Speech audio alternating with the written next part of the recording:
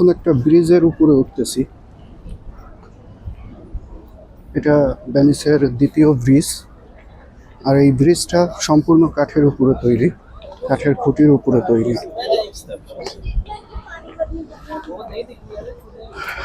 প্রচন্ড শীত, কিন্তু তারপরেও মানুষের আনাগোনা থাকবেই এখানে।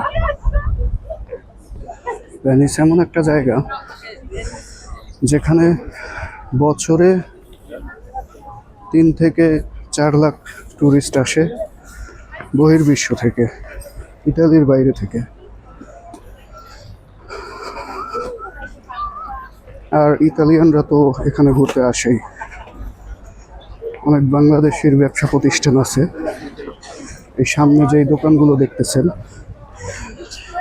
এগুলো সবই বাংলাদেশিদের দোকান। এই বাংকারগুলো, যেগুলো ছোট ছোট বাংকার,